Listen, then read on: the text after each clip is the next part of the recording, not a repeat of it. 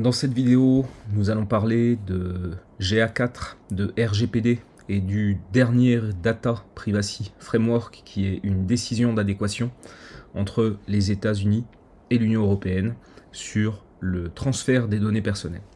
Alors, je vais déjà commencer par vous donner un peu de contexte. D'abord, le RGPD et GA4. Donc, d'après le RGPD, l'utilisation de GA4, Google Analytics 4, et notamment de ses cookies, est soumise au consentement libre, éclairé et actif des utilisateurs. Alors, qu'est-ce que ça veut dire? Ça veut dire qu'on doit les informer qu'on va utiliser des cookies à des fins analytics, on doit obtenir leur consentement avant de déployer les cookies et la solution d'analytics, et que les utilisateurs peuvent choisir soit d'accepter, soit de refuser de manière équivalente. Alors qu'est-ce que ça veut dire de manière équivalente? Ça veut dire que la pop-up, la CMP, qui va demander aux utilisateurs si ils veulent consentir ou non à l'utilisation des cookies, le accepter et le refuser doit être mis en place de manière équivalente, c'est-à-dire que on ne doit pas essayer d'inciter l'utilisateur à accepter plus que de refuser. On doit vraiment avoir quelque chose qui est relativement similaire. Donc ainsi, on peut traquer normalement les utilisateurs qui vont donner leur consentement, et on ne doit pas traquer les utilisateurs qui le refusent, ou alors on va les traquer de manière anonyme via le consent mode, donc ça, on va revenir dessus un peu plus tard dans la vidéo. Le RGPD nous impose également un temps de conservation maximal des données, donc 13 mois non reconductibles, ce qui signifie qu'on va conserver les données pendant 13 mois maximum, et que même si l'utilisateur revient entre-temps, ça ne va pas allonger la période de conservation. Donc on pourrait par exemple avoir un visiteur qui vient aujourd'hui, et puis dans 6 mois il revient. Le fait qu'il soit revenu 6 mois plus tard ne va pas rallonger de 6 mois la durée de conservation de ces données de sa première visite. Ça veut dire que la donnée de sa première visite, au bout de 13 mois, elle doit être effacée, même s'il est revenu entre-temps. Donc ça, évidemment, c'est une option que propose Google Analytics 4. A noter qu'on doit également proposer une politique de vie privée qui explique en détail les données collectées, à quelle fin, combien de temps on va les conserver et où est-ce qu'on va les conserver.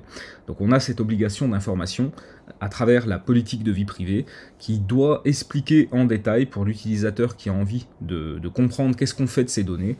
On va expliquer vraiment en détail qu'est-ce qu'on collecte, pourquoi, combien de temps on conserve et où est-ce que c'est conservé.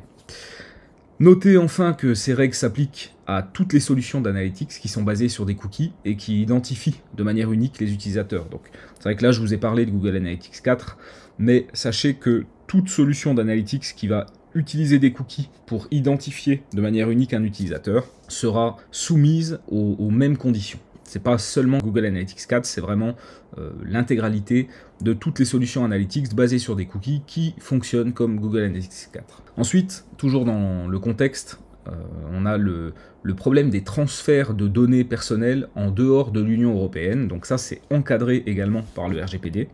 Donc GA4 est une solution américaine et les données de GA4 sont collectées sur votre site web et directement transférées aux États-Unis. Donc ça, c'est le mode normal de fonctionnement de Google Analytics 4. Vous le mettez sur votre site web, des utilisateurs interagissent avec le site web et à chaque interaction, on envoie une requête HTTP directement sur les serveurs américains de Google. Or, selon le RGPD, les données personnelles ne peuvent être transférées en dehors de l'Union européenne uniquement à des pays qui vont offrir un niveau de protection des données adéquat. Donc c'est là qu'intervient une décision d'adéquation. Il s'agit d'une décision prise par la Commission européenne qui détermine si un pays qui n'est pas membre de cette Union européenne, comme les États-Unis par exemple, offre un niveau de protection des données personnelles suffisamment élevé pour permettre de transférer nos données personnelles depuis l'Union européenne vers ce pays. Si un pays a reçu une décision d'adéquation, les entreprises peuvent transférer des données vers ce pays sans avoir besoin de mettre en place des garanties supplémentaires. Donc c'est par exemple le cas si vous devez transférer des données personnelles qui partent de France vers un autre pays de l'État membre. Là, on sait que le niveau de protection des données personnelles est censé être suffisant, puisqu'on est sur un des pays membres de l'Europe. Si maintenant vous voulez envoyer des données en Suisse par exemple, la Suisse, me semble-t-il, a une décision d'adéquation, et on peut envoyer des données en Suisse sans problème, sans se poser de questions, puisque le pays, la Suisse, propose un niveau de protection des données personnelles qui est jugé suffisamment élevé par l'Union européenne. Donc si un pays n'a pas reçu de décision d'adéquation, les entreprises doivent mettre en place des garanties contractuelles spécifiques pour protéger les données qu'elles transfèrent. Donc là, vous voyez, jusqu'à il y a très récemment, les États-Unis n'avaient pas reçu de décision d'adéquation, et donc on pouvait transférer les données personnelles en dehors de l'Union européenne vers les États-Unis, mais il y avait tout un tas de garanties et de contraintes supplémentaires pour pouvoir envoyer les données aux États-Unis. On va en reparler. Donc je vous ai fait un petit rappel chronologique, alors qui n'est pas forcément complet. Là je suis parti du premier Privacy Shield qui était rentré en application en 2016, mais sachez que avant ça il y avait déjà un arrêt Schrems 1 qui avait invalidé la décision d'adéquation américaine précédente, qui devait être Safe Harbor, sauf erreur, et qui est plus vieille.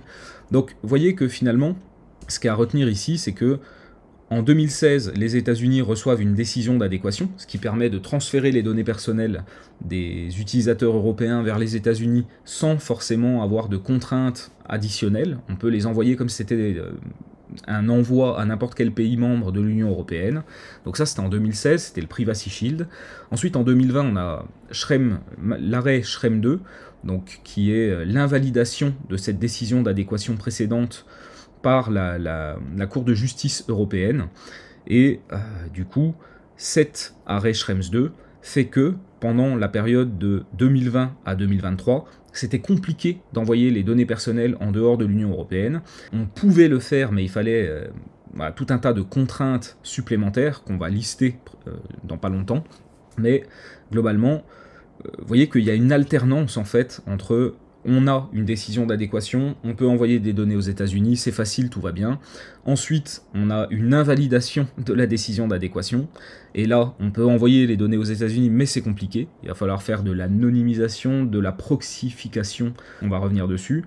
Et puis là, de nouveau, depuis le 10 juillet 2023, on a une nouvelle décision d'adéquation, qui nous permet de nouveau de pouvoir envoyer nos données facilement aux États-Unis. Mais vous voyez qu'on passe d'une alternance, comme je disais, au niveau du rappel chronologique, il n'est pas complet. Avant ça, on avait Safe Harbor, ensuite on a eu un arrêt Schrems 1, et donc finalement, on est sans cesse dans une alternance entre on a une décision d'adéquation, c'est facile, et puis quelques années plus tard, la décision d'adéquation est terminée, c'est la galère, et ensuite de nouveau une nouvelle décision d'adéquation, et ça fait déjà 4-5 fois que, d'année en année, en tout cas ça change, et que un coup c'est facile, un coup c'est pas facile. Donc voilà pour le contexte chronologique. Maintenant je voulais revenir brièvement sur l'arrêt Schrems 2, qui est quand même assez récent, c'était en juillet 2020. Donc l'arrêt Schrems 2, c'est une décision de la Cour de justice européenne. Ça porte le nom de Max Schrems, qui est le militant pour la protection de la vie privée autrichien qui a intenté une action en justice contre Facebook en disant que le transfert des données personnelles vers les États-Unis, ça ne respecte pas les normes de protection des données de l'Union européenne.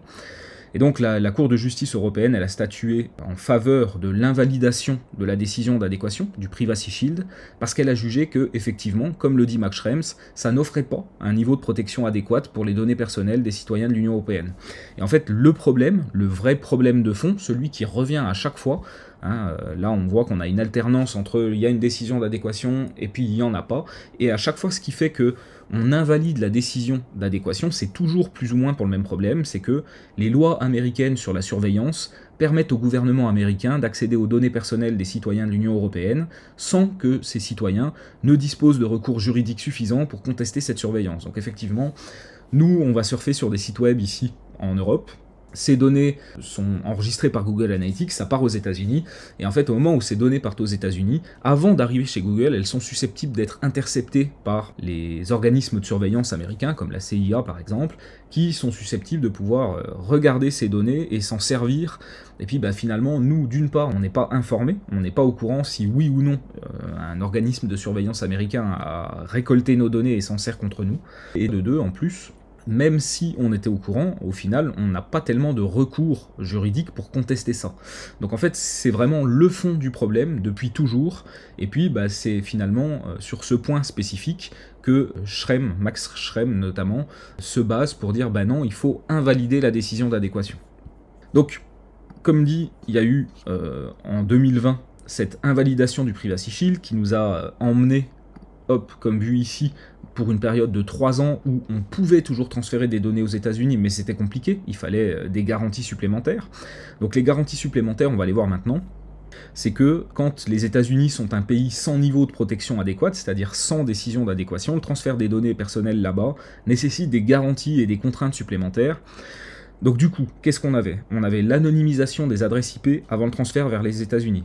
Alors, c'est important, pourquoi? Parce que ce soit Universal Analytics, c'est-à-dire GA3, ou Google Analytics 4, GA4, qui est actif actuellement, l'un comme l'autre permettent d'anonymiser les adresses IP des utilisateurs, mais le problème c'est que l'anonymisation des adresses IP, elle se fait à l'arrivée aux États-Unis. Donc si on résume, quand un utilisateur est sur notre site internet, il va voir une page, et puis le fait de voir une page, ça va envoyer une requête HTTP à Google, avec son adresse IP notamment, et en fait, si nous, on choisit d'anonymiser les adresses IP, d'ailleurs, sauf erreur, nativement, c'est fait dans GA4. On avait une option à activer dans Universal Analytics, et maintenant dans GA4, ça se fait automatiquement. Mais du coup, l'adresse IP de l'utilisateur, elle est envoyée en clair aux États-Unis, et en fait, au moment où elle arrive sur les serveurs de Google, avant d'être traitée, c'est là où on va anonymiser l'IP, donc je crois qu'ils enlèvent les 2 derniers numéros, et puis ensuite ça rentre dans le système. Mais le problème, c'est que par rapport justement à ces services de renseignement américains qui peuvent intercepter les requêtes HTTP avant que ça arrive au serveur de Google, bah eux, quelque part, ils peuvent voir l'adresse en clair. Donc finalement, oui, Google Analytics nous permet d'anonymiser les IP, mais il faut bien comprendre que c'est une anonymisation à l'arrivée aux États-Unis, ce qui, dans un contexte où les États-Unis n'ont pas de décision d'adéquation, n'est pas OK d'un point de vue RGPD. Donc on avait l'obligation d'anonymiser les IP côté européen avant le transfert aux États-Unis. Donc c'est notamment ce qui nous obligeait à avoir une solution server-side, c'est-à-dire un serveur proxy, que ce soit un serveur proxy individuel, c'est-à-dire vous avez un serveur qui vous appartient à vous en tant qu'entreprise, sur lequel vous récoltez vos données issues de votre site web. Là, vous pouvez les manipuler, les modifier, et ensuite, une fois qu'elles sont modifiées et conformes au RGPD, vous pouvez les envoyer aux États-Unis. Mais il devait donc y avoir cette anonymisation des adresses IP sur un serveur européen avant que ça parte aux États-Unis. Donc ça, c'était une des premières contraintes supplémentaires. La deuxième contrainte, c'était la pseudonymisation des identifiants utilisateurs, ce qu'on appelle le client ID, avant le transfert vers les US. Donc là, c'est pareil. En fait, ce qu'il faut comprendre, c'est qu'un outil d'analytics, ça va mesurer les interactions des utilisateurs sur votre site web, quelle page ils ont vu, est-ce qu'ils ont cliqué sur un bouton d'ajout au panier, est-ce qu'ils ont rempli un formulaire, etc. Donc tout ça, ça va être traqué. Et en fait, chaque action comme ça va déclencher un ping, c'est-à-dire une requête HTTP qui part vers les serveurs de Google aux États-Unis. Ça, je vous l'ai déjà un peu expliqué précédemment. Donc là-dedans, dans ce ping, on va avoir l'adresse IP. Donc l'adresse IP doit être anonymisée côté européen, mais on va aussi avoir un identifiant utilisateur, ce qu'on appelle le client ID, qui va vous identifier. Alors ça ne va pas vous identifier vous en tant que personne, ça ne va pas dire bah voilà c'est Bruno qui est en train de surfer sur le site web et voilà ce qu'il a fait. Par contre, ça va vous identifier en tant que navigateur appareil, d'accord? C'est un couple navigateur-appareil. Pourquoi? Parce que la solution d'Analytics vous identifie par l'intermédiaire d'un cookie. Donc, en fait, quand vous arrivez sur un nouveau site, vous n'y êtes jamais allé avant, il y a un Google Analytics qui est déclenché sur ce site, vous allez avoir un numéro utilisateur, identifiant utilisateur, un client ID qui va vous être attribué.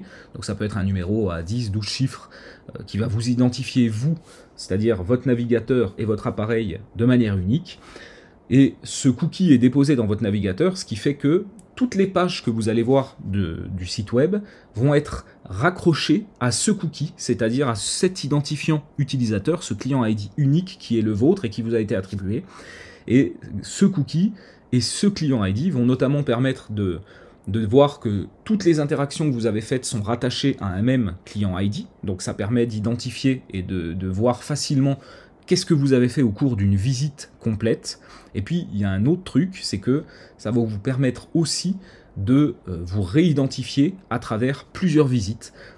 Si notamment le cookie est conservé, par exemple, vous venez faire une visite complète sur un site aujourd'hui, vous revenez la semaine prochaine, entre-temps le cookie a été conservé, et donc ce cookie et ce client ID, cet identifiant utilisateur unique qui vous a été attribué sur cet appareil et ce navigateur, bah, ça permet de savoir que vous avez fait 2 visites sur le site à une semaine d'intervalle. Donc cet identifiant utilisateur, il doit être pseudonymisé. Donc ça veut dire quoi? Ça veut dire que, globalement, vous devez remplacer le client ID qui vous est attribué par Google par un identifiant à vous qui n'est pas celui qui vous a été attribué par Google et envoyer celui-là plutôt que le client ID d'origine. Donc ça c'est pareil, c'est quelque chose qui devait être fait avant le transfert vers les États-Unis. Donc vous voyez que ces deux contraintes supplémentaires qui sont une obligation si vous voulez transférer des données vers les États-Unis alors que ceux-ci n'ont pas de décision d'adéquation, donc c'est-à-dire exactement ce qui se passait avant le 10 juillet 2023, ça vous oblige inévitablement à avoir un serveur proxy ou une installation server-side, qu'elle soit encore une fois individuelle ou collective. On reviendra sur cette notion un peu plus tard, mais voyez que finalement, ça nous oblige à avoir cette installation server-side, ce serveur proxy côté européen sur lequel on va manipuler nos données, c'est-à-dire qu'on va anonymiser les adresses IP, on va pseudonymiser l'identifiant utilisateur, le client ID. On fait ça côté européen sur notre serveur, et ensuite, une fois que ça s'est fait seulement, alors on peut envoyer aux États-Unis. D'accord ? Donc voyez comment le fait qu'il n'y ait pas de décision d'adéquation entre l'Union européenne et les États-Unis, ça complique tout de suite la tâche, et ça nous impose directement d'avoir un serveur proxy, ce qui génère forcément des frais. On va y revenir. Ensuite, il y avait également une troisième contrainte, c'est le cloisonnement des données. Alors ça, c'est une contrainte qui était notamment spécifique à Google Analytics, parce que Google c'est un géant, Google il est numéro 1 sur les moteurs de recherche, Google il est numéro 1 sur le moteur de recherche de vidéo qui est YouTube, il a aussi la messagerie Gmail qui est sans doute la messagerie la plus utilisée au monde, il a Google Chrome qui est, sauf erreur, le navigateur qui est encore le plus utilisé au monde. Donc en fait, Google a tellement de produits qu'il y a un risque, en tout cas au niveau de la CNIL, c'est ce qu'il disait, il y a un risque de réidentification qui est énorme, et du coup, il faut absolument cloisonner les données analytics. Donc en fait, c'est-à-dire on n'a pas le droit de partager les données analytics avec aucun autre produit Google. Donc concrètement, ça veut dire que on ne peut pas associer Google Analytics 4 à Google Ads. On ne peut pas l'associer à aucun autre produit en fait. On ne peut pas l'associer à Optimize, on ne peut pas l'associer à la Search Console. Il faut vraiment que les données analytiques soient cloisonnées. Et en fait, ça c'est un gros problème. Pourquoi ? Parce que l'un des bénéfices les plus forts de Google Analytics 4, c'est justement son intégration avec les autres outils Google. Par exemple, la capacité de créer des super audiences dans Google Analytics 4 et de pouvoir les exploiter d'un point de vue publicitaire dans Google Ads. Donc en fait, ça, quand on est dans un contexte de transfert vers les États-Unis sans décision d'adéquation, c'est-à-dire comme ce qu'on avait avant le 10 juillet 2023, on était obligé de cloisonner les données Analytics, et donc on ne pouvait pas associer Analytics avec aucun autre produit. Il y avait un autre problème aussi, une autre garantie supplémentaire à mettre en place, c'était d'éviter le fingerprinting. Donc le fingerprinting, ça veut dire quoi ? Ça veut dire que vous avez une configuration matérielle qui est tellement spécifique qu'on est capable de vous identifier, vous, spécifiquement, parce que finalement, des configurations matérielles comme la vôtre, il n'y en a pas beaucoup. Donc le fingerprinting, il va se baser sur la version de votre navigateur, le navigateur que vous utilisez, les extensions que vous avez dans votre navigateur, l'appareil que vous avez, la version de votre logiciel. Donc en fait, il y a tout un tas de paramètres liés à votre configuration qui peuvent être facilement récupérés. Et si vous avez une configuration qui est vraiment très singulière, très unique, alors on va pouvoir vous identifier de manière assez facile. Et donc du coup, la CNIL disait, voilà, on doit limiter le fingerprinting, on doit absolument éviter ça, parce que les services de renseignement américains, eux, ils pourraient facilement vous identifier. Et donc on devait... Alors, la CNIL disait que pour être sûr et certain qu'il n'y ait aucun risque, qu'il fallait effacer les données liées à la configuration matérielle avant d'envoyer ça à Google. Nous, ce qu'on s'est rendu compte, c'est que ça, c'était un peu trop extrême. On n'est pas obligé d'aller autant dans cet extrême, donc on peut faire une étude d'impact sur les configurations qui pourraient poser problème, et on pourrait donc mettre en place un système qui va effacer, anonymiser ces configurations très très particulières, mais par contre laisser passer les autres où il n'y a pas de risque de fingerprinting. Donc ça c'est déjà une plus-value que nous on offrait chez Blaise et Bruno, c'est que si on écoute la CNIL, on enlève toutes les configurations et puis on n'a plus vraiment la possibilité dans l'analytics d'analyser les données liées au navigateur, à la version du navigateur, à l'OS, à la version de l'OS. Et en fait c'est dommage parce que dans l'analytics, un des moyens les plus efficaces de pouvoir constater si on va avoir des bugs liés à notre site web sur certaines configurations, c'est justement de pouvoir aller analyser dans les rapports de technologie, donc la version du navigateur, le type de navigateur, le type d'OS, la version d'OS, et de voir selon en fait ces différentes versions, ces différentes configurations matérielles, si on n'aurait pas des taux de conversion qui sont vraiment déconnants sur certaines configurations par rapport à la moyenne. Et en fait, généralement, on va tester ces configurations spécifiques et on va se rendre compte qu'on va avoir un bug. Donc, le rapport sur les configurations, il est quand même important, et venir dire bah non, en fait, ça vous le récoltez plus du tout, bah c'est dommage, parce qu'on perd vraiment une grosse capacité. Donc on pouvait faire une étude d'impact, c'est ce que nous on a accompagné plusieurs clients à faire là-dessus, en disant ok, on a identifié 3% des utilisateurs qui vont avoir des configurations qui sont vraiment spécifiques, donc pour ces 3% d'utilisateurs, on va faire en sorte d'anonymiser et d'envoyer à Google Analytics, mais ce sera suffisamment anonymisé pour que de toute façon, même si les services américains interceptent, ils pourront rien en faire, et par contre pour les 97% de configurations qui sont relativement fréquentes, alors à ce moment-là, pour celles-là, on laisse passer et on peut continuer d'analyser dans nos rapports les différentes technologies et le taux de conversion qui va être associé. On avait le même problème pour les paramètres d'URL, donc la CNIL disait au niveau des UTM, il faut arrêter de s'en servir parce que on peut identifier trop facilement des personnes uniques avec ces liens UTM. Donc là encore, la CNIL disait il ne faut plus utiliser les liens UTM, c'était blanc ou noir. Et puis bah, nous, chez Blaise et Bruno, évidemment, on a toujours une approche plutôt grise qui va être de chercher les choses optimales. Donc en fait, on se rend compte qu'on peut sans problème utiliser la plupart des UTM. Et il y en a un qui peut poser problème, ça va être l'UTM terme, qui va remonter un mot-clé. Et en fait, effectivement, là, c'est pareil. L'étude d'impact va porter sur le fait que un mot-clé spécifique, s'il est très recherché, il n'y a pas de problème. Finalement, on ne peut pas vraiment vous réidentifier. Par contre, admettons qu'il y a un mot-clé sur lequel il y ait 2 ou 3 recherches par jour seulement. Et bien là, quelque part, la recherche, elle est tellement unique que potentiellement, on peut vous réidentifier, notamment chez Google, parce que d'un côté, on envoie l'information par le biais de l'analytics que la personne a recherché tel mot-clé, et en même temps, Google, lui, il possède le moteur de recherche, donc il sait aussi qu'il y a eu cette recherche aujourd'hui, et il pourrait essayer de faire correspondre les informations, et du coup, de vous réidentifier à travers plusieurs systèmes. Donc, évidemment, les liens UTM sont hyper importants pour le marketing, et puis, comme dit, d'après la CNIL, il fallait arrêter complètement de les utiliser, mais avec une bonne étude d'impact, on peut se rendre compte que finalement, on peut l'utiliser 98% du temps complètement, et puis il y a peut-être 2% du temps sur certaines recherches, certains mots-clés spécifiques, où il faut, là, effectivement, ne pas utiliser cet UTM terme pour éviter que Google puisse, par le biais de recoupement entre les données de son moteur de recherche et puis de ce qu'il obtient dans cette analytics, vous réidentifier. Et puis, dernier point, donc étude d'impact sur le suivi multidomaine, donc c'est pareil, si on écoutait la CNIL nous disait on n'a plus le droit de suivre les utilisateurs à travers plusieurs sites. Qu'est-ce que c'est que le cross-domain, le suivi multidomaine? Admettons que vous êtes un camping, vous avez un site web sur lequel vous présentez votre camping, et puis vous proposez aux utilisateurs de réserver une place de camping pour une date donnée. Ça se passe par une plateforme tierce qui va gérer le paiement, la réservation, etc. Et puis ensuite, l'utilisateur, une fois qu'il a payé, qu'il a géré ça sur la plateforme tierce, il revient chez vous.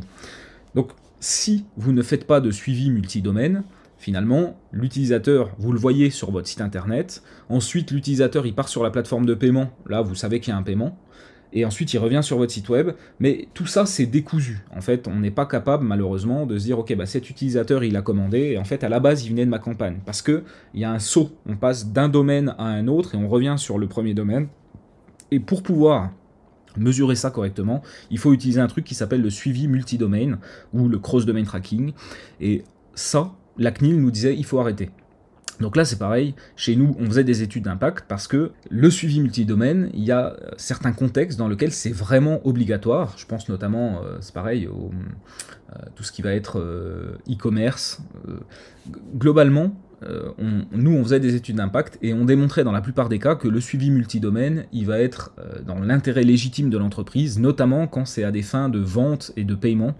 Et donc du coup, là encore, on allait dans la voie grise, plutôt que la voie toute noire proposée par la CNIL, qui était de dire stop, on ne fait plus du tout. Évidemment, c'est débile dans la plupart des cas. Donc il faut qu'il y ait une étude d'impact pour pouvoir vérifier qu'est-ce qui est dangereux et effectivement se conformer aux recommandations de la CNIL. Et par contre, pour tout ce qui est OK, y aller correctement. Donc vous voyez, ce qu'il faut retenir de tout ça, c'est que les contraintes sont quand même assez fortes, il y a beaucoup de choses à mettre en place quand il n'y a pas de décision d'adéquation entre les États-Unis et l'Union européenne. Maintenant, comme dit, tout ça, ça a changé. Donc là, ce que je viens de vous expliquer, c'est tout ce qu'on était obligé de faire dans cette période-là, du 16 juillet 2020 au 10 juillet 2023, où on n'avait plus de décision d'adéquation. Maintenant, on a le 10 juillet 2023, il y a eu une nouvelle décision d'adéquation, ça s'appelle le Privacy Shield 2, ça s'appelle aussi le Data Privacy Framework, et donc de nouveau, on retombe comme avant dans la possibilité d'envoyer des données aux États-Unis sans avoir à s'emmerder avec tout ça. Donc si on résume, on peut dire que quand il n'y a pas de décision d'adéquation, c'est nettement plus compliqué d'utiliser Google Analytics 4. Ça oblige les entreprises qui veulent utiliser Google Analytics 4 à utiliser une solution de server-side, donc encore une fois, soit individuelle, c'est-à-dire vous avez votre serveur à vous, votre entreprise possède un serveur et c'est rien qu'à elle, ou alors il y a aussi des solutions collectives, c'est-à-dire un server-side mutualisé, je pense notamment à la solution Analytics Helper de Sirdata, mais quoi qu'il en soit, on était obligé d'avoir un côté server-side en Europe pour manipuler les données avant de les envoyer aux États-Unis, ce qui entraînait inévitablement un coût, et qui était quelque part la fin de l'analytics gratuit, puisque une installation server-side n'est pas gratuite. Alors effectivement, dans le cas d'une installation server-side individuelle, ça va dépendre de tout un tas de choses, mais c'est quelque chose qui peut coûter entre 2 et 5 000 balles, par exemple, en moyenne.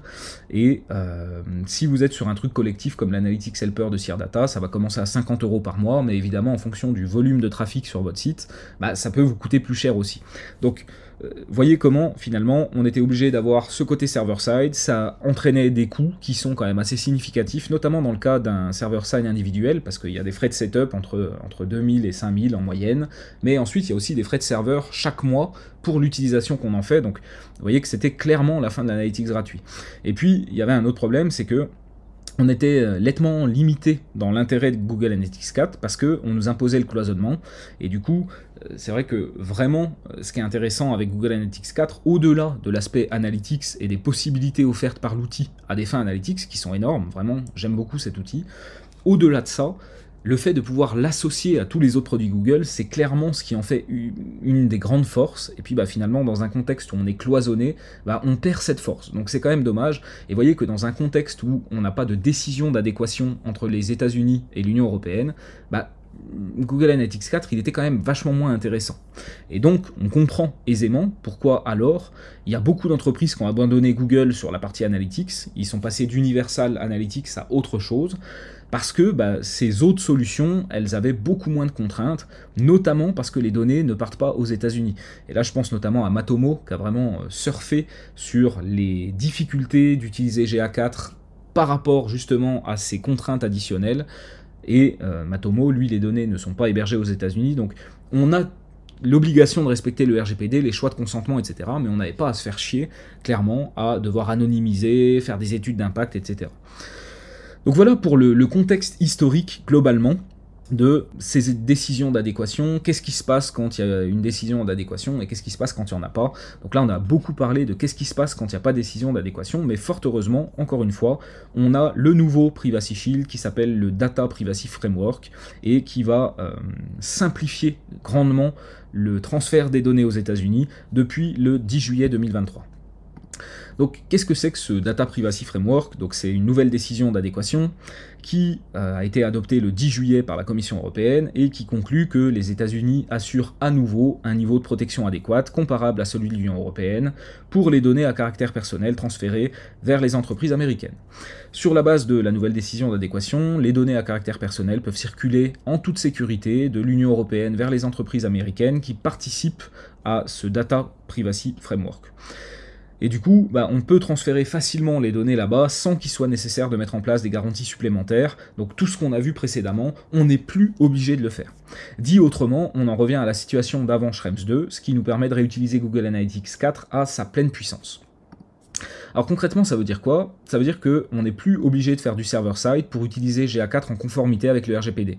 on n'est plus obligé non plus de cloisonner les données, ce qui signifie qu'on peut de nouveau associer Google Analytics à Google Ads, à la Search Console, etc. Seule l'obligation de respecter les choix de consentement des utilisateurs reste, c'est-à-dire soit l'utilisateur donne son consentement à l'utilisation des cookies et on va le traquer normalement, soit il ne va pas donner de consentement et à ce moment-là on ne le traque pas. Mais si vous vous rappelez ce que je disais un peu précédemment, on peut, même si l'utilisateur ne donne pas son consentement, on peut quand même le traquer par le biais du consent mode. Alors, qu'est-ce que c'est ? Donc le consent mode, ça permet de traquer des utilisateurs dans tous les contextes qui donnent leur consentement ou non. Si l'utilisateur consent, pas de problème, on va traquer tout sans vraiment se poser de questions. Par contre, si l'utilisateur ne consent pas, on va le traquer quand même, mais de manière anonyme. Donc techniquement, on va envoyer des pings anonymisés à Google, sans cookie, avec un client ID qui change à chaque interaction.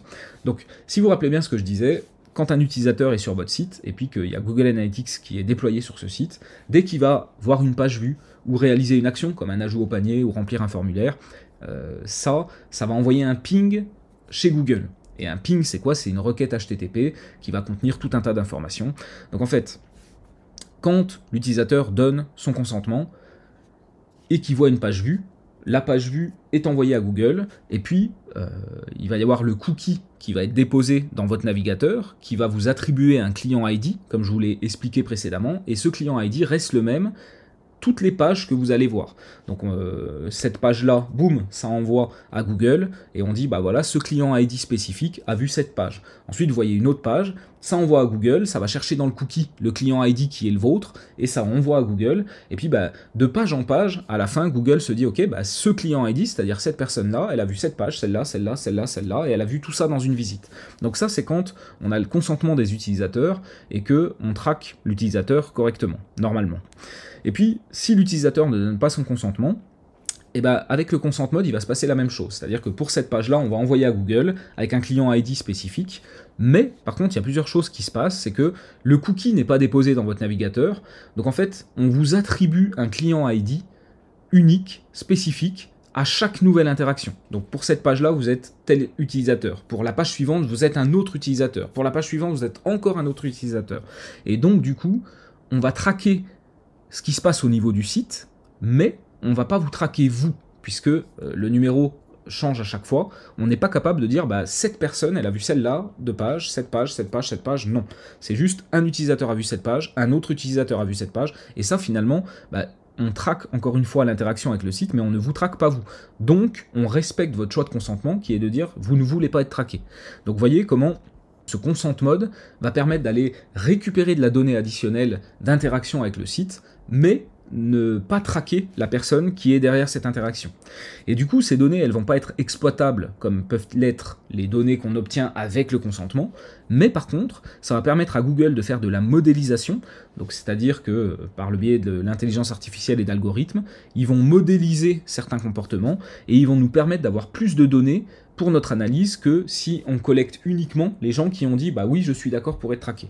Donc vous voyez comment le consent mode va pouvoir traquer dans tous les contextes, mais on va s'adapter. Si la personne ne veut pas être traquée, on devient une solution d'analytics anonyme qui va traquer simplement les interactions avec le site. Donc le consent mode dans un contexte de non-adéquation, c'est-à-dire avant le 10 juillet 2023, le consent mode ne permettait pas à Google Analytics 4 d'être conforme RGPD. Ça ne suffisait pas parce que, notamment, les adresses IP sont envoyées en clair là-bas, même avec le consent mode, et tout ça, ça posait des problèmes. Donc, le consent mode, ça suffisait pas, il fallait le consent mode plus un server-side, et ça nous permettait d'utiliser Google Analytics 4 de manière totalement conforme au règlement sur la protection des données européen. Maintenant, on est de nouveau, depuis le 10 juillet, dans un contexte d'adéquation, et du coup, ça change tout. Parce qu'avec cette nouvelle décision d'adéquation, le consent mode, il va permettre d'être conforme RGPD. Bah, du coup, tant qu'on respecte le choix des utilisateurs, et qu'on traque de manière anonyme ceux qui ne veulent pas être traqués, et de manière non anonyme ceux qui ont donné leur consentement, bah, on respecte le RGPD. Donc du coup, ça change quand même beaucoup la donne, et puis ce consent mode devient finalement plus intéressant. Moi je trouve que c'était finalement dommage dans un contexte de non-adéquation que cet outil ne permette pas d'être conforme au RGPD. Maintenant qu'on est de nouveau dans un contexte d'adéquation, ça permet de l'être, et ça c'est quand même vachement bien. Donc j'ai fait une formation d'ailleurs sur le consent mode, Donc une formation qui vous explique clairement qu'est-ce que c'est, comment ça fonctionne. Ensuite, je vous montre étape par étape comment le mettre en place, notamment voilà, sur des exemples concrets de clients et la mise en place étape par étape dans Google Tag Manager. Et puis, il y a aussi dans cette formation Consent Mode l'explication de qu'est-ce que c'est une CMP. Donc une CMP, c'est un outil pour gérer les consentements qui va enregistrer les consentements des utilisateurs, et puis au-delà de simplement les enregistrer, ça va les stocker, les mémoriser pour une période donnée, et puis ça va aussi être un outil avec lequel on va synchroniser le déclenchement de Google Analytics pour que si un utilisateur donne son consentement, on déclenche l'analytics normal. S'il ne donne pas son consentement, on déclenche l'analytics dégradé, c'est-à-dire l'analytics anonyme. Donc vous voyez bien que d'un côté il y a le consent mode et d'un autre côté il y a la CMP et les choix de consentement des utilisateurs. Et évidemment il faut faire parler ces deux outils pour que quand on a un choix de consentement qui est fait, on ne va pas déclencher les mêmes choses. Et donc tout ça est couvert dans la formation Consent Mode et vous explique globalement comment mettre en place le Consent Mode avec n'importe quel CMP et respecter les choix des utilisateurs. Donc si vous avez envie de vous former à être capable de mettre en place le Consent Mode, soit pour votre site internet, soit pour des clients si vous êtes prestataire, c'est possible avec cette formation qui fait 4 ou 5 heures de mémoire et qui est en vente et disponible dès maintenant. Alors je voulais aussi aborder la pérennité de ce Data Privacy Framework. Pourquoi ? Parce que, comme je le montrais précédemment, on n'arrête pas d'osciller entre un coup il n'y a plus de décision d'adéquation, un coup il y en a une, un coup il n'y en a plus, un coup il y en a une. Comme je l'expliquais aussi, on avait encore précédemment on avait aussi des précédents à ça, donc ça fait déjà 5 fois que on passe d'une situation où on peut transférer facilement à une situation où c'est compliqué. De nouveau, on peut transférer facilement, de nouveau c'est compliqué, donc ça n'arrête pas d'alterner. Donc qu'est-ce qui nous dit que ce nouveau Data Privacy Framework ne va pas finalement être là pour quelques mois, quelques années, puis de nouveau on va repasser dans l'autre cas? Alors, il y a plusieurs éléments à prendre en compte. Le premier, c'est que Max Schrems, il est décidé à attaquer à nouveau. Donc en fait, le 10 juillet 2023, il y a eu cette nouvelle décision d'adéquation, et le jour même, Max Schrems, il commente le nouveau Data Privacy Framework, et il dit qu'il va déposer un recours devant la Cour de justice européenne, et que idéalement, il aimerait bien que ça aille très vite, et que on passe devant la Cour de justice européenne début 2024. Donc là, il a vraiment pas attendu, et il a envie très rapidement de pouvoir en découdre à nouveau devant la justice. Alors pour lui, le compte n'y est pas, il dénonce un accord similaire au Privacy Shield précédent. Malgré ce nouveau Data Privacy Framework, les données de l'Union européenne transférées aux États-Unis resteront soumises à la surveillance de masse américaine, et les personnes non américaines ne bénéficieront toujours pas des mêmes protections que les personnes américaines.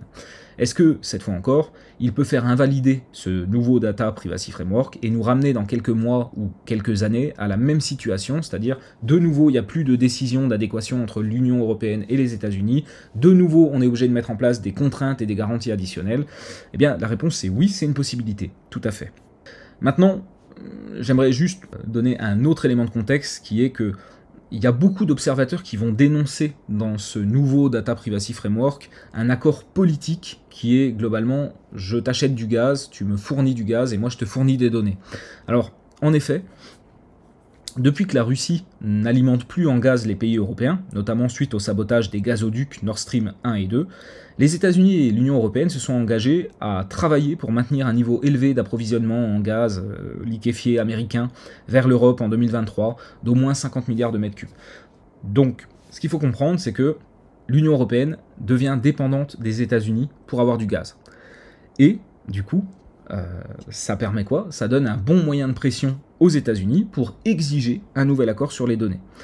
Un accord qui a d'ailleurs pas tardé. Donc ce qu'il faut comprendre, c'est que globalement, depuis 2020, on est dans une situation où c'est compliqué d'envoyer des données aux États-Unis. Et puis ça pose pas mal de problèmes. Tout ce qu'on a vu précédemment. De 2020 à 2022, ça bouge pas vraiment. On n'en entend pas trop parler, on ne sait pas trop, on se dit ok, on ne sait pas. Et puis, d'un seul coup, les États-Unis deviennent le sauveur de l'Europe sur l'aspect énergétique, sur l'aspect gaz. Et puis là, d'un coup, tout va très vite, tout s'accélère. C'est-à-dire qu'à partir du moment où les États-Unis nous disent « on va vous donner du gaz pour pas que vous soyez dans la merde », alors à ce moment-là, très très rapidement, il y a le nouvel accord sur les données qui arrive, et boum, c'est parti. Donc, du coup, on peut quand même s'interroger, et on peut quand même être d'accord que ça ressemble beaucoup à un accord politique. Je te donne du gaz, tu me files des données, et puis tout ira bien. Donc cet accord, il est quand même très stratégique pour les deux parties.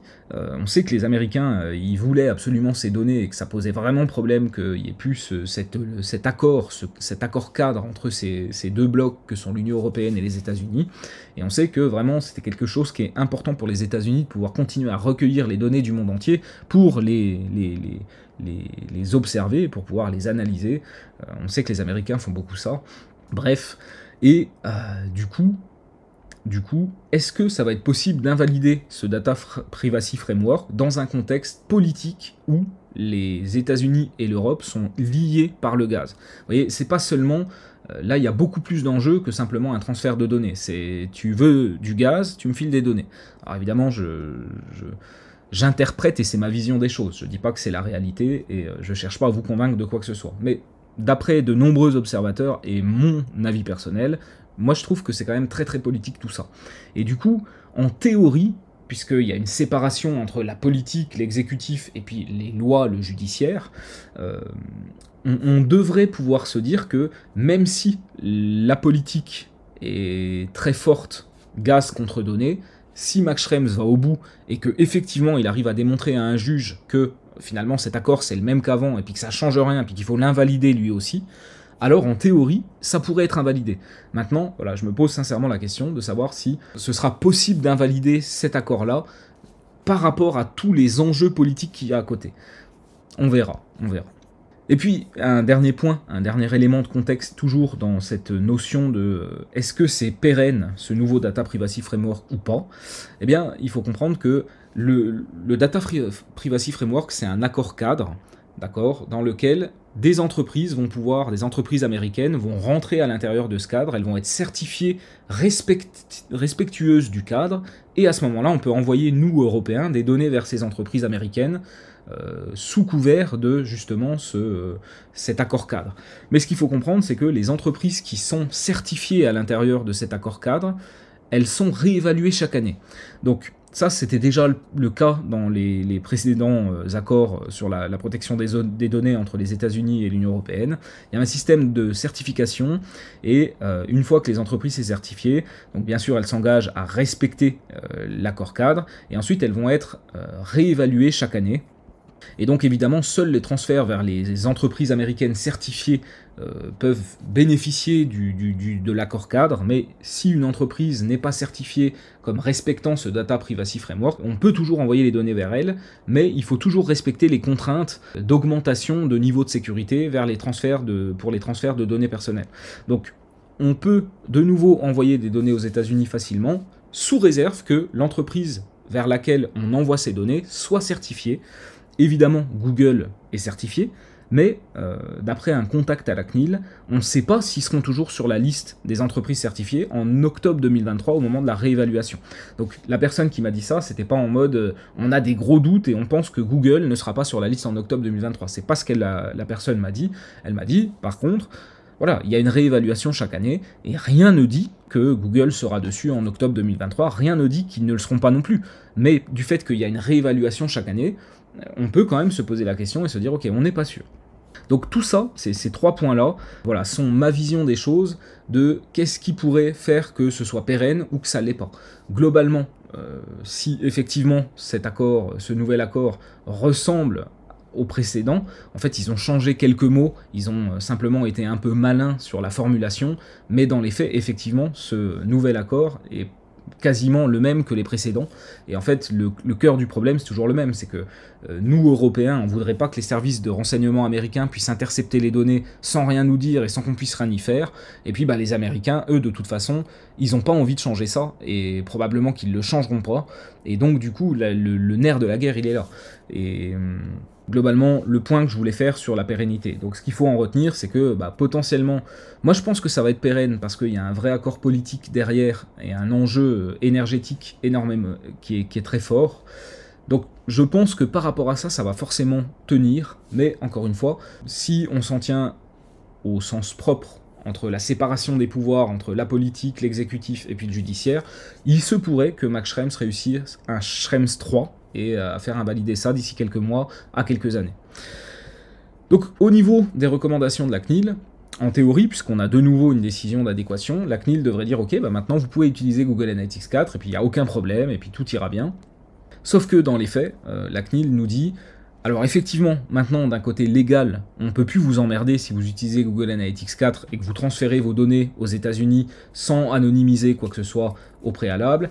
Si vous utilisez l'Analytics en tandem avec tous les autres services Google, vous avez enlevé le décloisonnement, on ne peut plus venir vous dire quoi que ce soit, on ne peut plus vous emmerder, on ne peut plus vous mettre des amendes, mais nous, la CNIL, on vous recommande quand même de continuer à faire comme si il n'y avait pas eu cette décision d'adéquation et d'augmenter systématiquement et par principe le niveau de protection des données personnelles que vous transférez aux États-Unis.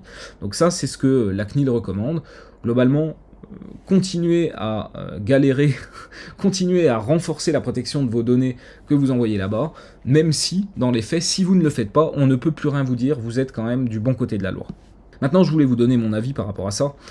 Donc, moi, j'aurais plutôt tendance à dire qu'il faut en profiter, mais il faut quand même rester prudent. Donc, on ne sait pas si cet accord, il est là pour durer ou non, hein, par rapport à tout ce que j'ai dit précédemment. Une chose est sûre, c'est que là, on va avoir quelques mois devant nous au minimum, ça pourrait même être quelques années, hein. De manière générale, on a vu que la décision d'adéquation, même si elle est invalidée, elle va durer au moins 2-3 ans. Donc là, on a un peu de temps devant nous. Et du coup, pendant ce temps-là, et puisqu'on est du bon côté de la loi et qu'on peut le faire, moi je recommande de pouvoir exploiter l'analytics à sa pleine puissance. Ce serait dommage de pouvoir s'en priver. Mine de rien, on va revenir sur l'importance stratégique de l'analytics, mais quand on a des données analytics qui sont correctes, c'est vraiment un atout majeur quand on s'en sert correctement. On va revenir encore une fois sur ces notions dans pas longtemps, mais vraiment, entre une entreprise qui collecte les données correctement, qui exploite pleinement son outil d'analytics, et la même entreprise qui ne le fait pas, il y a une vraie différence de performance, il y a une vraie différence, et globalement, l'entreprise qui sait vraiment utiliser ces données analytics, qui sait les exploiter comme il faut, les collecter correctement, elle prend un avantage compétitif certain sur une entreprise similaire qui ne ferait pas ça. Donc, il faut exploiter les outils qu'on a à disposition. Maintenant, si vous avez un GA4, donc vous avez déjà GA4 depuis un moment, et vous l'utilisiez sans vraiment respecter les contraintes liées à la proxification, au cloisonnement des données, donc globalement vous étiez dans l'illégalité, mais on sait aussi que les contrôles de la CNIL étaient finalement assez rares, parce qu'ils ont des ressources qui sont assez limitées, et puis dans le fond, du coup, il y a plein d'entreprises qui utilisaient Google Analytics 4 sans mettre en place les protections, les contraintes additionnelles, donc dans l'illégalité quelque part, mais on sait qu'il y en a beaucoup et puis que finalement elles sont jamais contrôlées, surtout si c'est des petites ou moyennes entreprises. Donc globalement, si vous êtes dans ce cas de figure-là, vous utilisez GA4 depuis un moment, puis vous n'avez jamais vraiment fait le nécessaire pour respecter le transfert des données aux États-Unis, vous êtes de nouveau du bon côté de la barrière, c'est-à-dire que vous n'avez plus rien de plus à faire, si ce n'est dormir sur vos deux oreilles, puisque effectivement, avant vous utilisiez l'analytics et vous étiez dans l'illégalité parce que vous l'utilisiez pas, vous l'aviez pas configuré correctement pour respecter le RGPD et notamment les contraintes additionnelles liées au transfert, et maintenant, vous n'avez rien fait de plus, mais vous êtes de nouveau du bon côté de la loi, donc ça c'est une bonne nouvelle. Si vous aviez GA4, mais que, au contraire, vous avez dit, ok, nous on veut jouer le jeu, on veut respecter le RGPD, on veut s'assurer que les données personnelles de nos utilisateurs soient transférées aux États-Unis dans un cadre où le niveau de protection est suffisant, et donc vous avez mis en place le cloisonnement des données, vous avez mis en place un server-side, alors vous devriez continuer, parce que une telle configuration, server-side, elle permet d'autres bénéfices, d'accord? C'est pas seulement je récupère les données analytics, je les anonymise, je les pseudonymise et j'envoie à Google ensuite pour respecter la loi. Donc ça, évidemment, c'est un cas d'utilisation du server-side, mais il y a aussi tout un tas d'autres bénéfices, c'est-à-dire que on va pouvoir, par exemple, déployer un Google Analytics 4 sur le site et déployer que ça. Ensuite, ça va à votre serveur proxy, et ensuite, depuis le serveur proxy, on prend ces données analytics et on en fait des données Facebook Ads, on en fait des données Google Ads, on en fait des données... vous voyez, on utilise la collecte des données d'un seul outil, en l'occurrence GA4, et ensuite on récupère ces données pour les transférer à d'autres vendeurs, d'accord ? Donc ça, c'est ce qu'on appelle de la consolidation des flux de données, et en fait, en faisant ça, ça vous évite d'avoir sur votre site un pixel Facebook, un pixel Pinterest, un pixel machin, Google Analytics 4, Google Ads. Finalement, en faisant ça, vous avez beaucoup de scripts sur votre site web, et on sait que les scripts comme ceux-ci vont avoir un impact négatif sur le temps de chargement du site web. Donc plus vous avez de scripts et de pixels sur votre site web, et plus le site est lent, à charger, ce qui va poser un problème d'expérience utilisateur. Donc quand on a un server-side, un des avantages de ce server-side, c'est de dire ok, bah, j'avais 10 pixels, j'en mets plus qu'un, et en fait celui-là va me donner les données nécessaires quand ça arrive sur le serveur pour envoyer les 9 autres qui me manquaient. D'accord ?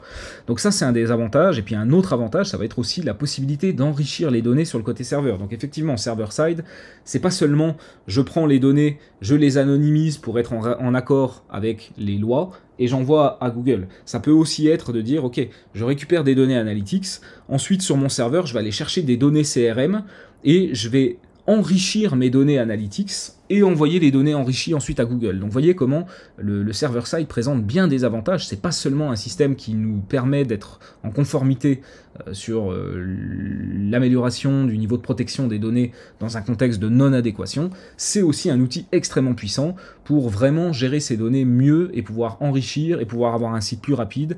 Et ça a encore d'autres avantages. Ça a certes un coût, hein, comme je vous l'ai expliqué tout à l'heure, mais ça a aussi beaucoup d'avantages.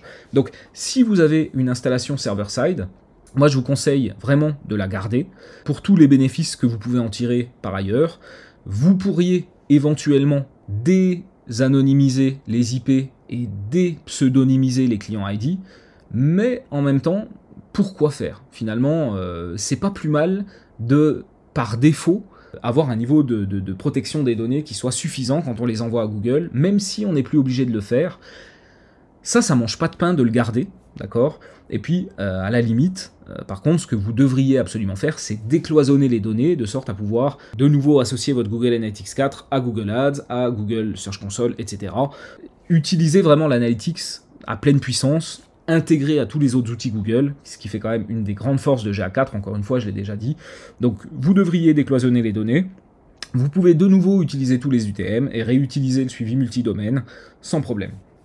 Donc, vous voyez, moi, ma recommandation, c'est de dire, si vous utilisiez de manière illégale, et ben maintenant c'est légal, vous n'avez rien de plus à faire, c'est tant mieux pour vous, c'est très bien. Si vous avez déjà un server-side, gardez ce côté anonymisation, ça mange pas de pain, mais par contre profitez de toutes les autres fonctionnalités que vous ne pouviez pas utiliser précédemment, le décloisonnement des données, les UTM, le suivi cross-domain.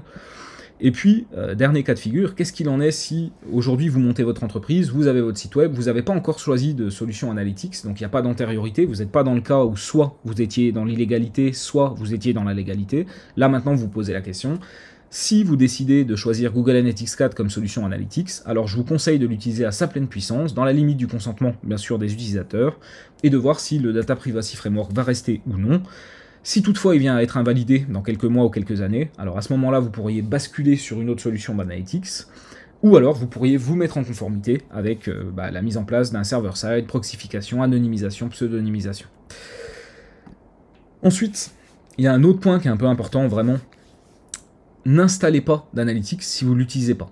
En fait, je vois régulièrement beaucoup d'entreprises qui vont investir dans une installation Analytics aux petits oignons, qui peuvent leur coûter relativement cher, et finalement, une fois que c'est installé, personne ne va s'en servir. Ou alors, éventuellement, ils vont s'en servir une fois de temps en temps, il n'y a pas de process, c'est « Ah tiens, ça fait longtemps que j'ai pas été regarder mes données Analytics ». Ils vont aller dans l'Analytics, ils vont regarder le volume de trafic, « Ah oui, super, mon trafic il augmente un peu, c'est génial, j'ai plus d'utilisateurs que l'année dernière ». Mais tout ça, c'est gratter la surface de l'outil. Évidemment, on va s'en servir pour beaucoup plus de choses qu'on va détailler dans la slide prochaine. Mais c'est vraiment dommage d'investir dans un outil pour lequel l'installation peut être quand même assez élevée. Hein. Par moment, ça peut être entre 1000 et 5000 euros, on va dire, de manière générale et en moyenne, selon la complexité, selon le type de site, etc.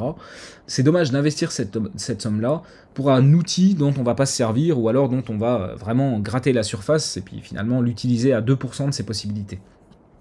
Donc soit vous comptez pas vraiment exploiter les données Analytics, ce qui à mon avis est une grosse erreur, on va en reparler, mais c'est une possibilité de vous dire oh bah non, moi l'Analytics j'en ai rien à foutre, ça m'intéresse pas, je veux pas traquer les gens, pourquoi pas. Donc soit vous comptez pas vraiment utiliser ces données Analytics, Ou alors vous avez personne aussi qui sait le faire, ça arrive régulièrement, c'est que finalement le patron va dire il faut absolument avoir de l'analytics sur le site, et puis dans les faits, il n'y a aucun salarié qui a la compétence pour savoir aller l'utiliser correctement. Donc moi ce que je vous recommande, c'est soit vous vous en foutez un peu des données analytiques, soit vous avez vraiment personne qui sait trop s'en servir, n'installez pas d'analytics, ça ne sert à rien. Vous allez économiser l'installation, hein, comme je disais, entre 1000 et 5000 en moyenne, donc ça vous fait quand même une économie conséquente selon la taille de votre boîte, et surtout, ça sert à rien d'aller transmettre des données à Google par le biais de l'analytics si vous n'allez pas en tirer profit. Parce que finalement, si vous faites ça, vous nourrissez Google gratuitement, et puis c'est tout. Et puis finalement, mieux vaut respecter la confidentialité des données des utilisateurs, des comportements sur votre site, plutôt que d'aller donner ça à Google si vous allez rien en faire. C'est une évidence. Un autre point qui est important, c'est si vous n'avez pas les moyens de prendre un vrai professionnel pour vous monter une configuration sur mesure, je vous recommande de ne rien installer. Alors, j'attire votre attention parce que vraiment l'analytics c'est une configuration sur mesure. Dans la tête de beaucoup de gens, l'analytics c'est quelque chose qui est très standard, au contraire, c'est de dire ok, tu mets un analytics sur ton site, voilà, ça déclenche sur toutes les pages, c'est très standard. La vérité c'est que c'est pas du tout standard, une installation analytics c'est forcément sur mesure, et je vais vous expliquer pourquoi dans 2 minutes. Après, c'est pareil, si vous prenez quelqu'un qui vous monte une configuration qui est un peu branlante, un peu bâtarde, parce que la personne, elle n'est pas vraiment formée, c'est pas vraiment un expert, ça on voit souvent chez les webmasters, ah oui, je te fais ton site, je t'installe à l'analytics, t'inquiète pas, ou alors même chez les agences web de manière assez fréquente, finalement, le site web est fait par l'agence, derrière elle met en place un analytics, mais elle met en place un analytics de base qui n'est pas du tout personnalisé, et puis finalement, la valeur de cette installation, elle est très faible, parce que derrière, on ne peut pas faire grand-chose, à part regarder les pages qui ont été vues, mais c'est pas avec ça qu'on va pouvoir faire de l'enquête, et puis faire progresser son entreprise. Donc mieux vaut décider à l'instinct, que de décider sur la base de données erronées ou mal configurées. Ça, c'est vraiment quelque chose de très très important. Ne prenez pas un branquignol pour vous mettre en place de l'analytics et que ce soit fait n'importe comment, parce que si vous avez des mauvaises données, vous allez prendre des mauvaises décisions, et dans le fond, ce sera pire que si vous preniez une décision basée sur votre instinct et votre intuition. Et puis, en conclusion de tout ça, l'analytics doit être vu comme un investissement, pas comme une case à cocher sur une checklist des trucs à faire au moment du lancement du site web. Donc ça, c'est vraiment le sentiment que j'ai et que partagent pas mal de mes confrères dans ce domaine-là, c'est que finalement, c'est un peu, je lance mon entreprise, alors puisque je lance mon entreprise, il va me falloir un site web, puisque je lance un site web, il va me falloir de l'analytics. Vous voyez, c'est pas des cases à cocher en mode, t'as mis de l'analytics, non, l'analytics, c'est vraiment un investissement, c'est une décision qui doit être prise de manière consciente, et on doit y aller là-dedans avec des objectifs, des buts et une stratégie qui est relativement claire. Alors, du coup, concrètement, l'analytics, pourquoi c'est important ? Les données analytiques sont stratégiques, parce que quand c'est utilisé correctement, ça va vous permettre d'optimiser le taux de conversion de votre site web. Ça va vous permettre d'optimiser le taux de conversion de vos pages d'acquisition, d'accord ? Si vous êtes par exemple dans un contexte, que ce soit lead gen ou e-commerce, dans le fond, vous avez forcément des pages sur lesquelles vous faites venir des utilisateurs, des pages d'acquisition, et en fait, grâce aux données analytiques, vous allez être capable de voir finalement comment les utilisateurs interagissent avec cette page, et vous allez être capable de détecter s'il va y avoir des bugs, s'il va y avoir des endroits de la page où vous perdez énormément de monde alors que vous ne devriez pas. Ça veut peut-être dire que votre copywriting à cet endroit sur la page il est mauvais. Ça peut vous permettre aussi de voir que il y a pas mal d'ajouts au panier, mais finalement il n'y a pas d'achat sur ce produit, est-ce qu'il n'y aurait pas un bug sur le site, etc. Donc vous voyez, ça va vraiment vous permettre d'améliorer de manière itérative au fur et à mesure du temps le taux de conversion de votre site web. Peut-être que quand on vous le livre, vous avez un taux de conversion de 2% sur votre site web, et puis au bout de quelques mois, quelques tests, quelques analyses dans l'analytics, on a trouvé comment améliorer tout ça, et puis finalement, 1 an après qu'on vous ait donné votre site qui était à 2% au départ, 1 an plus tard, il est à 3,5, 4, voire 5, parce que grâce aux données analytics, vous avez réussi à identifier des points de blocage, des problèmes sur le site, vous les avez réglés par le biais de tests, vous avez mesuré que les tests faisaient mieux que la version d'avant, et puis c'est comme ça que vous faites progresser le taux de conversion de votre site web au fur et à mesure du temps, et ça c'est extrêmement important. Ça va vous permettre aussi d'optimiser le taux de conversion de vos campagnes d'acquisition, forcément, puisque si vous améliorez le taux de conversion de votre site web, ça va aussi améliorer le taux de conversion de vos campagnes d'acquisition. Ça va vous permettre de mener des tests et d'apprendre ce qui va résonner avec votre marché en termes de proposition de valeur, de bénéfices, d'offres, etc. Donc effectivement, on n'est jamais sûr d'avoir la meilleure proposition de valeur, on n'est jamais sûr d'avoir la meilleure page de vente, on n'est jamais sûr d'avoir le meilleur pitch pour nos clients. Et en fait, grâce à l'analytics et aux A/B tests par exemple, on va pouvoir facilement mesurer la performance et le taux de conversion de 2 pages qui vont proposer une proposition de valeur différente. Et puis tout ça, ça vous permet d'itérer et d'améliorer au fur et à mesure. Vous voyez, donc d'un côté, on peut améliorer des points de blocage sur le site, l'expérience utilisateur, le copywriting, le discours, on peut aussi tester des offres, on peut aussi tester des propositions de valeur, etc. Mais tout ça, ça ne peut fonctionner que si vous mesurez activement les choses et la différence par exemple entre la page A et la page B, donc c'est vraiment là où l'analytics va venir s'intégrer. Et puis un autre point qui est aussi complètement important, ça va vous permettre de mieux comprendre et connaître vos meilleurs clients, vos meilleurs prospects, vos meilleurs acheteurs.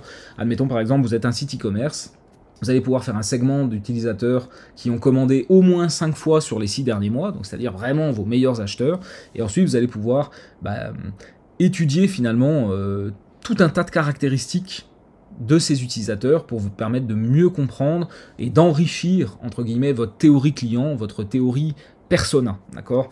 Donc voilà, les personnes qui ont acheté 5 fois sur les 6 derniers mois, il n'y en a pas beaucoup, parce que c'est vraiment la crème de mes clients. Ils sont tous sur iPhone, ils sont majoritairement en région parisienne, c'est des gens qui sont aussi sur le marché pour acheter un appareil photo, vous voyez, c'est des gens qui sont plutôt entre 25 et 34 ans, plutôt femmes, donc tout ça c'est des choses qui sont importantes et que l'analytics va vous permettre d'obtenir si c'est configuré correctement et si vous avez la bonne approche, la bonne stratégie avec votre outil d'analytics. Donc c'est un outil qui est vraiment incontournable pour la croissance de votre entreprise, c'est un investissement qui peut être très rentable au même type que des campagnes d'acquisition. Donc effectivement, souvent, si on prend un budget marketing de 10 francs par exemple, on se rend compte qu'on va avoir 9 ou 9,50 voire 10 de ce budget qui est dédié à l'acquisition. On se dit ok, il faut absolument attirer plus de trafic, etc. Et puis finalement le budget analytics, le budget CRO, c'est-à-dire optimisation du taux de conversion, lui il est généralement très faible. Ça va être 1 sur 10, et encore, c'est de loin pas dans toutes les entreprises où il y a du budget pour ça, et c'est dommage parce que finalement les gains de performance sont autant du côté analytics, optimisation du taux de conversion, que optimisation des campagnes d'acquisition. Et pourtant, c'est vraiment les campagnes d'acquisition qui prennent la plupart du budget, le plus gros focus, alors que on a vraiment cette capacité, grâce à l'analytics, aux A/B tests, à l'optimisation du taux de conversion, d'améliorer l'acquisition, et malheureusement, ça c'est souvent délaissé. Donc vraiment, à l'heure aujourd'hui où les plateformes publicitaires sont de plus en plus automatisées, où les prix n'arrêtent pas de monter, il y a une certaine inflation, liée aussi au fait que tout est automatisé, que Google, ou que ce soit Facebook, ou toutes les plateformes publicitaires sont juges et parties, c'est elles qui fixent les prix, c'est elles qui déterminent les enchères, même s'ils nous disent que c'est pas tout à fait comme ça que ça se passe, on sait très bien que c'est comme ça que ça se passe, c'est dans un contexte où l'acquisition c'est toujours plus cher, c'est toujours plus complexe. Vraiment, la partie analytics, A/B test, itération, c'est vraiment quelque chose d'extrêmement important et ça le devient de plus en plus. Alors, qu'est-ce que, vous voyez, j'ai un peu tapé ici sur les mauvais professionnels qui pourraient vous monter une mauvaise configuration, etc. Ici, je vous ai expliqué pourquoi c'était vraiment stratégique pour votre boîte d'avoir des données analytics. Et puis maintenant, je vais vous expliquer comment chez nous, chez Blaise et Bruno, on envisage une prestation GA4. Donc, c'est d'abord une compréhension profonde de votre business, de vos enjeux et de vos objectifs. Effectivement, j'en parlais tout à l'heure, l'analytics n'est pas quelque chose de standard. L'analytics, ça doit être quelque chose de sur-mesure. Donc la première chose, ça va être de vraiment bien comprendre votre contexte. C'est quoi votre business? C'est quoi vos enjeux? C'est quoi vos objectifs? C'est quoi les spécificités de votre site web? C'est quoi les actions que vous attendez de la part des utilisateurs sur votre site web? C'est quoi les données qui sont importantes à récolter? Donc vous voyez, là il y a vraiment une première phase de découverte pour vraiment bien s'immerger dans c'est quoi votre spécificité et c'est quoi le sur-mesure qu'on va vous amener à vous pour être sûr de vraiment vous mettre en place un outil d'optimisation de la croissance. Ensuite, c'est aussi une discussion avec les différents interlocuteurs pour comprendre les données spécifiques dont ils ont besoin. Donc effectivement, et là encore on est sur l'aspect sur-mesure, la plupart du temps quand je vais dans une entreprise qui veut de l'analytics, je vais rencontrer le patron, parce que le patron, lui, il a envie d'avoir un dashboard, mais il a envie d'avoir un dashboard exécutif, c'est-à-dire il veut voir les KPI de haut niveau, et il veut quand même, voilà, dans la plupart des cas, il veut des indicateurs spécifiques, il veut aussi comparer par rapport à l'année dernière, ça c'est souvent les postes de direction qui veulent ça. Ensuite on va avoir l'équipe marketing. Donc l'équipe marketing, elle va avoir bien souvent besoin de plus de dashboards, plus de données. Elle va aussi vouloir que le dashboard permette dans une certaine mesure de segmenter, de rentrer dans les données et de pouvoir comparer certains éléments. Donc là, on n'est plus du tout sur le même besoin que le patron, mais il faut évidemment le prendre en compte. Ensuite, on peut avoir le service commercial qui potentiellement voudrait aussi avoir quelques données issues de l'analytics. On pourrait avoir le service technique qui pourrait avoir envie d'avoir certaines données issues de l'analytics lui aussi. Et en fait, le but, c'est de rencontrer chacune de ces parties prenantes qui a besoin de données, mais chacune a des besoins en données qui sont différents. Et il faut du coup imaginer pour chaque entité le reporting, le dashboard qu'on va leur donner, et être capable de dire ok, voilà tel graphique qu'on va mettre sur le rapport, dedans il y aura telle donnée, tel truc. Donc vous voyez, c'est quand même assez précis, et il faut être capable de penser déjà au dashboard final avec chacun des interlocuteurs en fonction des besoins qu'ils vont avoir. Et ensuite, par reverse engineering, on va se dire ok, bah, si cette entité a besoin de telles données, moi il va falloir que je collecte ça, lui il a besoin de telles données, il va falloir que je collecte ça, et en fait par reverse engineering, on commence par bien comprendre les besoins de l'entreprise, besoins, business, enjeux, objectifs, les besoins ensuite des différents interlocuteurs en données, et ensuite tout ça, ça nous permet de savoir exactement ce qu'il faut collecter. Une fois qu'on a fait ce travail-là, il faut comprendre aussi que c'est une prestation technique sur mesure, où on va accompagner vos webmasters ou vos développeurs pour installer les scripts analytics sur votre site web. Effectivement, dans la plupart des cas, la mise en place d'un analytics vraiment correct, sur mesure, taillé pour être capable d'aller être un outil de croissance ensuite, ça va nécessiter de mettre en place des scripts sur le site, ce qu'on appelle aussi des data layers.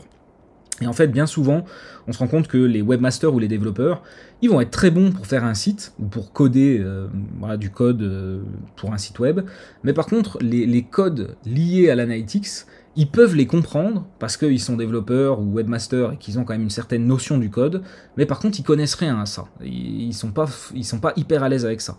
Donc nous, en fait, chez Blaise et Bruno, on va être le pont entre l'expertise analytics et l'expertise du développeur, et nous on va pouvoir driver le webmaster, le développeur, en disant voilà exactement ce que tu dois mettre en place ici, sur telle page, comme ça, et on va vraiment être le support au quotidien quand il va faire cette phase d'implémentation. On va s'assurer de son travail, et s'il y a des choses qui ne sont pas mises en place, on va pouvoir lui dire ça, c'est pas mis en place correctement, il faut que tu fasses telle correction, etc. Donc il y a un vrai accompagnement des développeurs ou du webmaster. Et puis ensuite, une fois que eux ils ont fait ce travail-là, il va falloir paramétrer Google Analytics 4. Donc là, on va la paramétrer, encore une fois, sur mesure, en fonction des réglementations, de votre envie de respecter ces réglementations ou non, de vos contraintes, de vos spécificités. Donc ça, c'est une deuxième partie du travail technique. Ça va être vraiment la configuration spécifique de la solution. Et puis enfin, on va s'assurer aussi de l'évolutivité du dispositif. Et ça, c'est très important aussi. Pourquoi ? Parce que, effectivement, vos enjeux et vos objectifs, à un moment donné, peuvent être X et Y. On met en place l'analytics en fonction de X et Y. Et puis à un moment donné, le business change. Ça peut être un nouveau concurrent, ça peut être un nouveau patron, ça peut être un nouveau directeur commercial. Vos objectifs et vos enjeux changent. Et à ce moment-là, vous voulez plus X ou Y, vous voulez Z. Et donc, il va falloir que vous puissiez faire évoluer votre analytics pour mesurer éventuellement de nouvelles choses, éventuellement supprimer des choses que vous mesuriez avant dont vous n'avez plus besoin maintenant. Et puis tout ça, évidemment, il faut que le dispositif soit évolutif, parce que sinon, admettons que en 2023 vous avez la stratégie Y, on a mis un analytics qui est parfait pour cette stratégie Y. En 2024 c'est la stratégie Z, on va pas tout supprimer ce qui a été fait en 2023 et tout recommencer et reparamétrer depuis zéro en 2024. On va simplement prendre ce qui a été fait en 2023 et l'adapter, le faire évoluer vers 2024. Évidemment, tout ça sont des choses que nous, on prend en compte dès le départ. C'est-à-dire que vraiment, on fait un travail de mise en place qui est pensé pour l'évolutivité.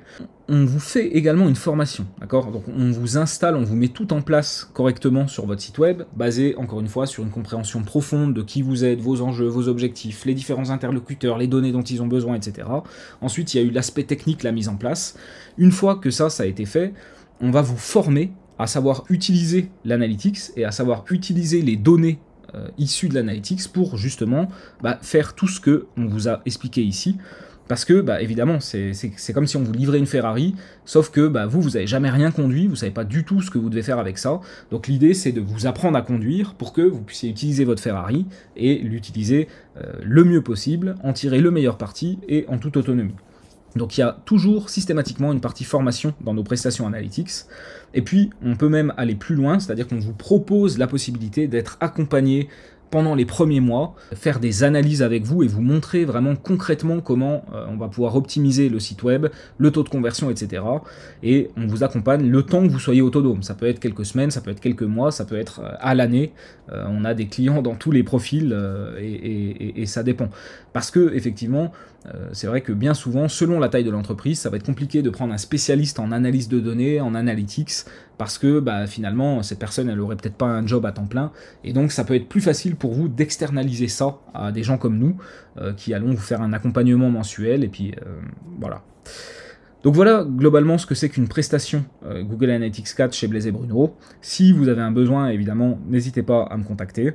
Et puis, si vous avez simplement l'envie de vous former sur GA4, c'est possible aussi, il y a pas mal de formations sur le sujet. On a une formation débutant qui fait 10 heures, on a une formation déjà un peu plus avancée, je dirais niveau intermédiaire, qui va venir compléter le starter et vous expliquer des notions un peu plus avancées, telles que le cross-domain tracking, la configuration spécifique des conservations de données pour le RGPD, etc. Donc vraiment, rentrer plus dans le détail des options d'administration et des options de configuration de la solution. Ensuite, vous avez une formation qui est quand même plus avancée, donc c'est la formation au consent mode dont j'ai parlé précédemment, et CMP. Donc comment respecter les choix des utilisateurs grâce à la CMP pour ne déclencher les tags que quand on a le consentement, et aussi mettre le consent mode pour pouvoir déclencher de l'analytics et du Google Ads, même si on n'a pas le consentement, mais de manière anonyme. Et tout ça, je vous l'explique vraiment en détail dans cette formation qui fait 4 ou 5 heures. Ensuite, on a une formation intermédiaire à avancer qui est exploiter les entonnoirs. Donc, exploiter les entonnoirs, c'est par exemple prendre une page, une landing page, et puis être capable de dire, ok, tant d'utilisateurs ont vu le bloc numéro 1, tant d'utilisateurs le bloc numéro 2, numéro 3, numéro 4, numéro 5, numéro 6, etc. Et se dire, ah bah tiens, sur le bloc numéro 3, là on perd 80% des utilisateurs, donc ça veut dire que là c'est un point de décrochement sur ma page, et du coup il va falloir que j'améliore ce bloc-là. Donc on peut faire des entonnoirs pour une landing page, comme je l'ai expliqué. On peut aussi faire des entonnoirs pour un formulaire web. Par exemple, il y a 10 champs dans mon formulaire, chaque champ complété représente un entonnoir, et puis là on peut se rendre compte encore une fois que le champ numéro 5, il n'est pas complété, il a l'air de faire réfléchir les gens, et les gens abandonnent le formulaire beaucoup à cette étape 5, donc on pourrait essayer de supprimer le champ, ou de le déplacer à un autre endroit, ou de le renommer autrement. Vous voyez, tout ça c'est possible. On peut aussi, dans un contexte e-commerce, voir sous forme d'entonnoir le parcours sur le site, combien voient un produit, combien l'ajoutent au panier, combien vont créer un compte, combien vont acheter le produit, etc. Donc les entonnoirs, c'est vraiment la base de l'utilisation de GA4. C'est vraiment un outil qui, au niveau des rapports standards, est un peu pauvre, et puis finalement c'est pas hyper utile, mais par contre la vraie puissance de cet outil, elle réside dans le fait de tout voir sous forme d'entonnoir. Donc on a cette formation qui fait 6 heures, qui vous explique vraiment tout ce qu'il faut savoir, avec des cas très concrets, comment on analyse en e-commerce, comment on analyse une landing page, un formulaire, etc. etc. Et puis la dernière formation en date qui est sortie il y a peut-être un mois ou deux sur le e-commerce GA4. Et là c'est pareil, c'est vraiment tout pour le e-commerce par rapport à Google Analytics 4, comment le mettre en place, comment analyser, comment créer les rapports, comment s'en servir pour faire progresser le taux de conversion de sa boutique. C'est très complet, ça fait 12 heures. Donc voilà pour les formations que vous pouvez acheter à l'unité sur mon site bruno-guyot.com. Et vous pouvez aussi avoir accès à l'ensemble de ces formations par le biais d'un truc qui s'appelle l'abonnement intégral. Et cet abonnement intégral est éligible au financement OPCO, c'est-à-dire Calliope, et aussi au CPF. Donc si vous avez envie de muscler vos compétences sur la partie Google Analytics 4, sachez que c'est possible de le faire à travers toutes ces formations. D'autres sont prévues et arrivent d'ici fin 2023. Et tout ça est finançable soit par Calliope, soit par CPF. Donc ce serait dommage de passer à côté. Voilà ce que je voulais vous dire dans cette vidéo aujourd'hui, et je vous dis à très bientôt.